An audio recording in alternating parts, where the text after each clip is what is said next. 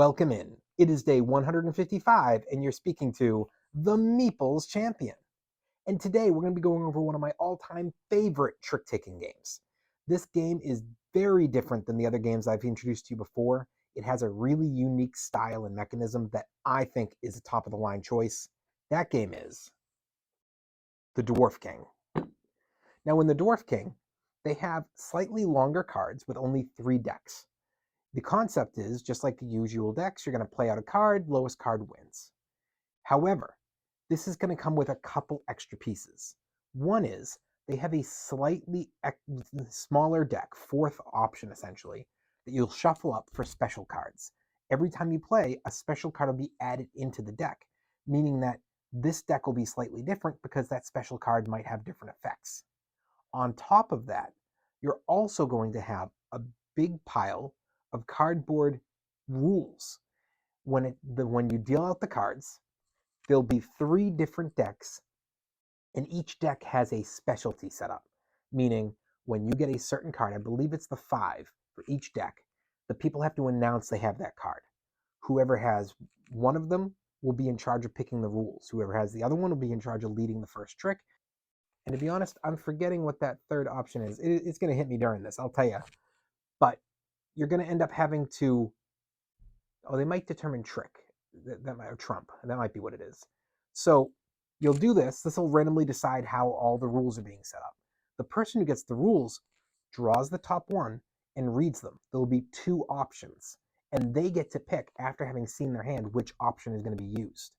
So now, when this is all over, you'll basically go in it and go, okay, well, we have a specialty card for the round, we have a rule for the round, and as a result, it's making a unique round. Now, there are, I want to say, 20 different options for the rules, each with 2 options. So 40 total options, as well as, I believe it's 10 bonus cards.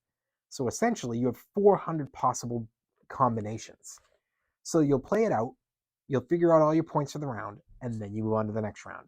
It's 7 rounds total. So it is so unique every time you play. You have to have, though, at least 3 players to play. I love it because it makes it so this is a multi-play type game, but it is unfortunate that I can never get this game out at 2-player, as I often play with my wife more often than anybody else, and that's where I really get a lot of my trick-taking games in.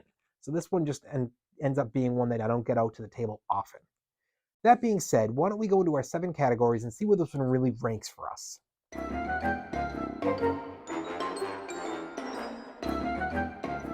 When it comes to that art, I love this box, and I feel that the cards follow it up. It is a huge thumbs up. It's what grabbed me. This was not a game I found because somebody recommended it. I found it randomly on a shelf, and I said, that looks cool. And then I looked it up, and I was like, oh, it's trick taking. I'm sold. I didn't even know anything else. I loved the cover. I loved dwarves. I loved trick taking. That trio did it for me. So again, thumbs up on that.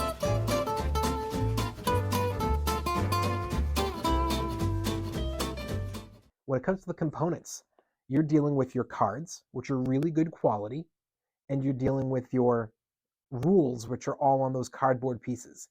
And that's really good quality. It's a box designed really well to hold them. For a small box, it does a good job of holding it all together. It's a big thumbs up. They do a good job on those components.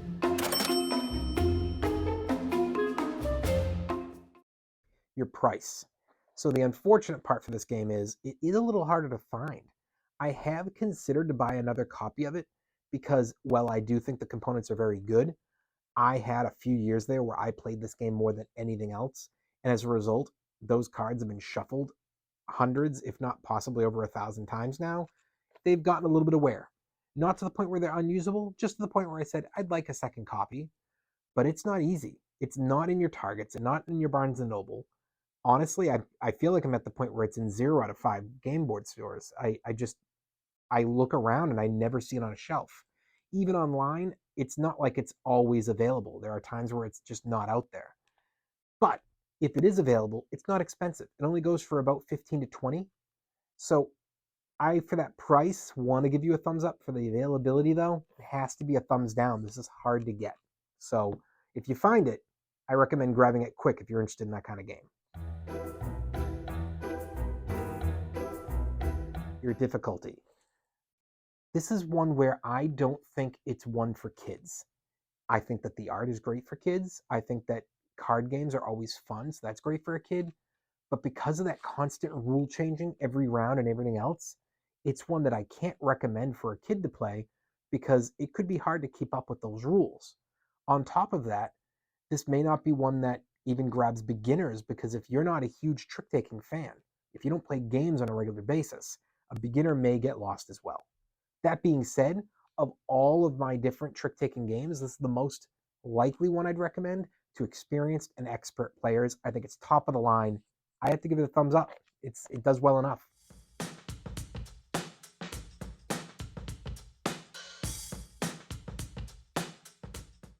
Your replayability. Now, back when I was playing with friends on a regular basis and we used to play a lot more of the smaller games, this was a highly played game. It was played at least once a month, if not, once or twice a month on different weeks. And when we pulled it out, we were playing it 5, 6, 7 times in a row. So it's very replayable. It's a thumbs up.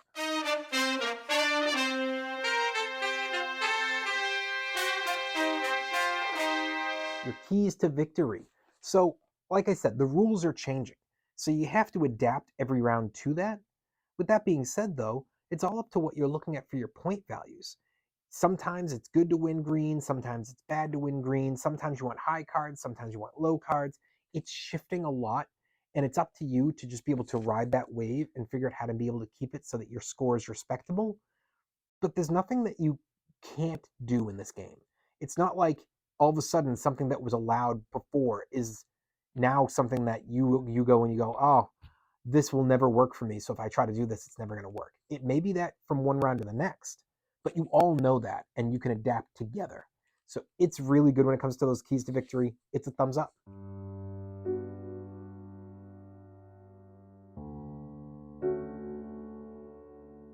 Unique. Is this game unique? It's a trick taking, which immediately puts it into a big category of stuff I love.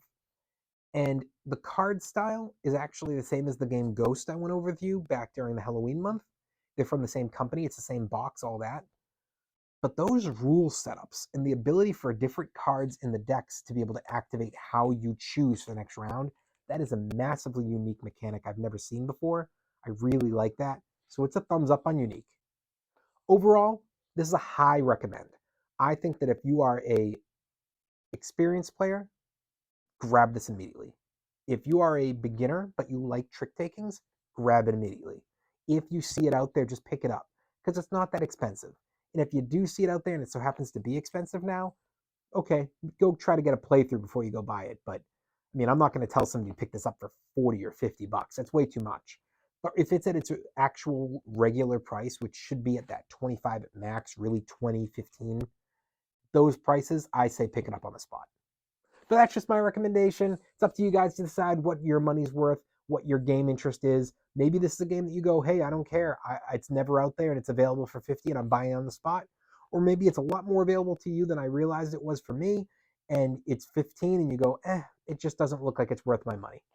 That's fine either way. It's what works for you. Well, it has been day 155, and we've been speaking about the Dwarf King, and you've been speaking to the Meeples Champion. Like, share, subscribe, and check down below in the description where I'll be adding in an Amazon link in case you want to get this game for your collection. Until next time, I'll talk to you tomorrow.